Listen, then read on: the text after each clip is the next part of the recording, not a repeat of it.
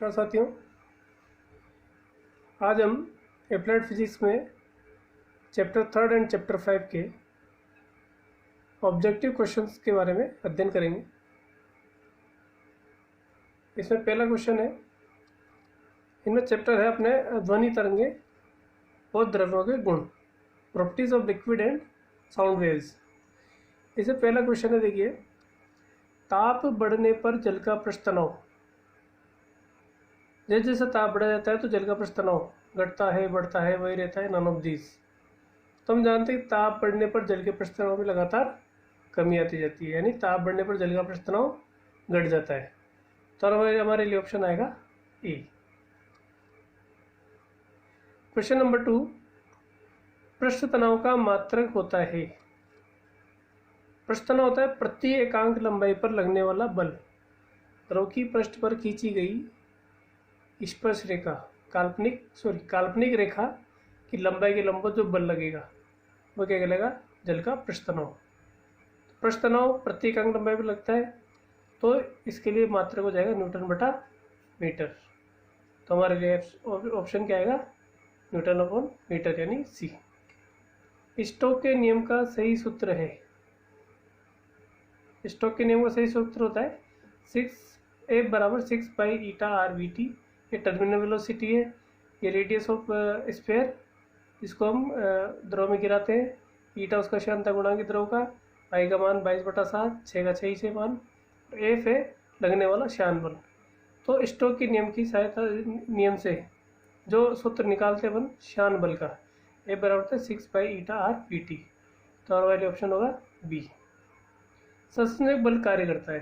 देखिए, दो तरह के बल होते हैं। द्रव में ठोस में आपस में जब स्पर्श करते हैं तो किस तरह के बल लगते हैं? दो।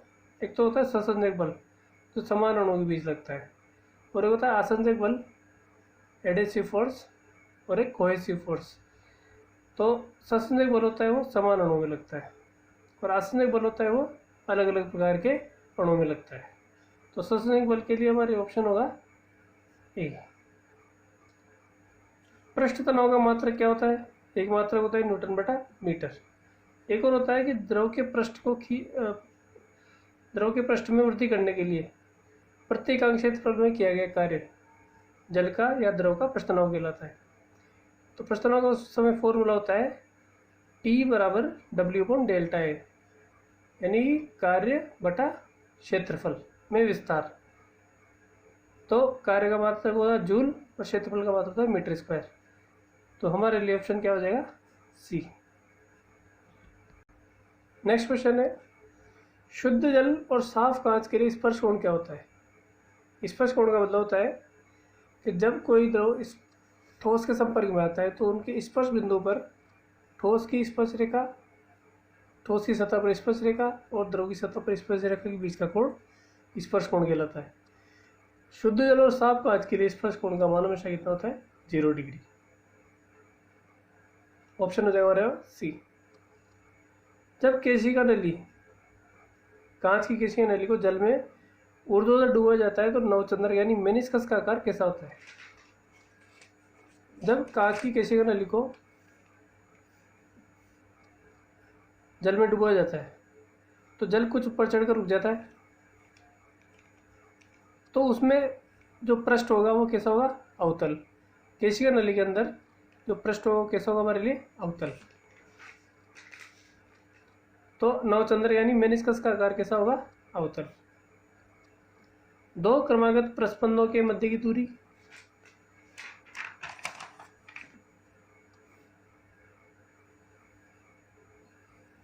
ये दो तरंगे, एक और ये दूसरी, कि निस्पंद प्रस्पंद, निस्पंद प्रस्पंद और निस्पंद। दो क्रमागत प्रस्पंदों के बीच की दूरी हमेशा कितनी होती है? λ/4 प्लस λ/4, यानी λ/2। तो हमारे लिए ऑप्शन क्या आ जाएगा? ए। इसी तरह से दो क्रमागत निस्पंदों के बीच की दूरी बोले अथवा दो क्रमागत प्रस्पंदों के बीच की दूरी बोले, इनके मध्य दूरी क्या होगी? हमेशा λ/2। तो ऑप्शन आएगा हमारे पास डी। क्रमागत प्रस्पंद एवं निस्पंद के बीच की दूरी, यदि अपन एक निस्पंद नोड और एक एंटी नोड, निस्पंद और प्रस्पंद के बीच की दूरी की बात करें तो ये पूरी तरंग का 1/4 होता है, यानी λ/4। तो हमारे लिए ऑप्शन आ जाएगा सी। नेक्स्ट क्वेश्चन है, यदि पारे के पात्र में कांच की केशिका नली को ऊर्ध्वाधर डुबाया जाता है तो केशिका नली के अंदर मरकरी की सतह यानी पारे की सतह कैसी होगी।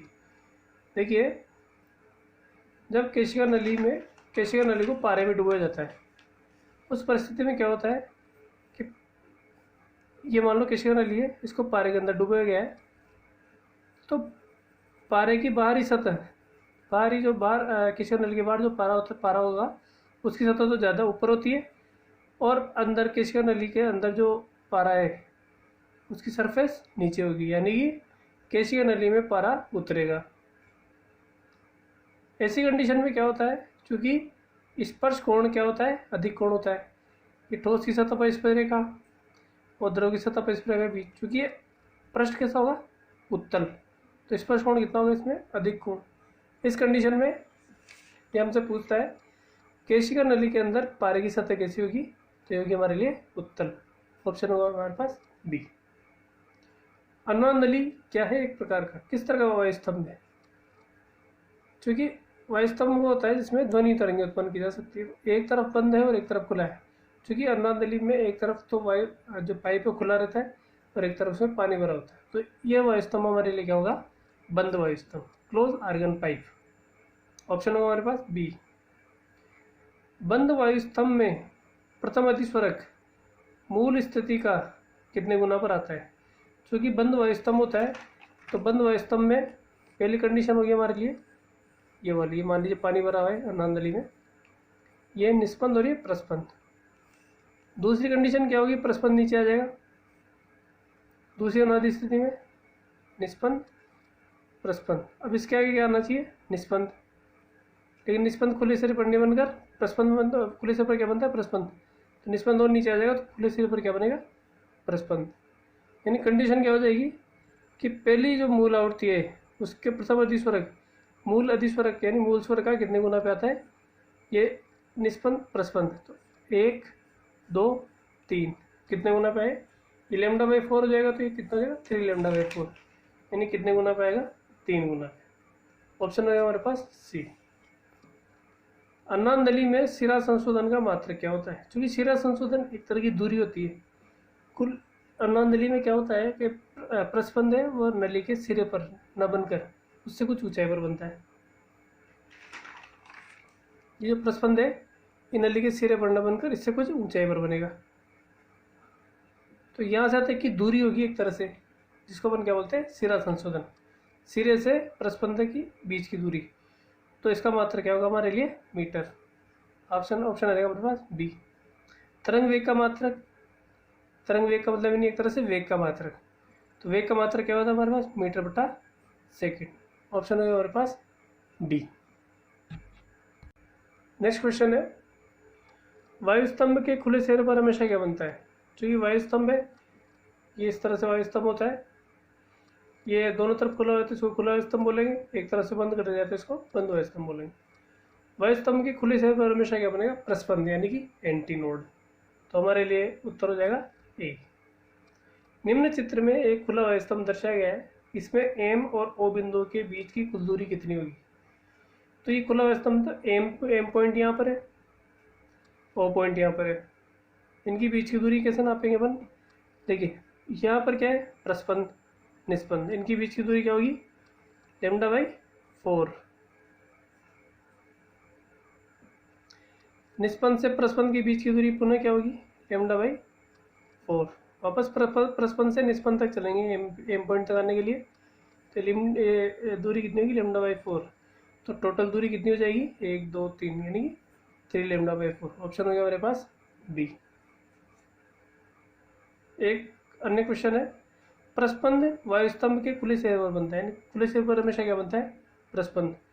तो बंद सिरे पर क्या बनेगा, यदि बंद वायुस्तंभ है तो खुले सिरे पर हमेशा क्या बनता है, प्रस्पंद।